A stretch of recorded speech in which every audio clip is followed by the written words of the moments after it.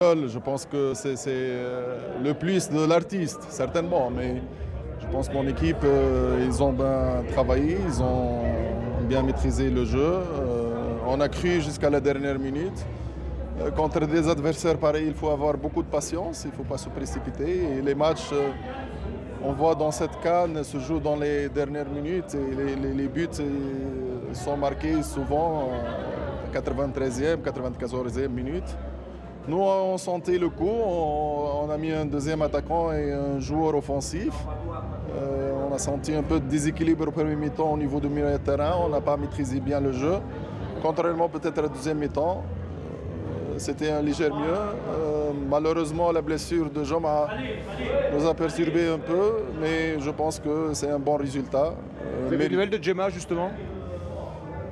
Pour le moment, on n'a pas de nouvelles. J'espère qu'on va le récupérer au moins le deuxième ou troisième match. Franchement, vous pensiez, comme nous tous, qu'on allait aller vers le 0-0 ou vous imaginiez ce genre d'éclair? Certainement que lorsque tu as des joueurs comme Msekni, comme Daraji, comme Khalifa, ce sont des joueurs qui sont capables de tout faire à n'importe quel moment. Ils ont cru et Dieu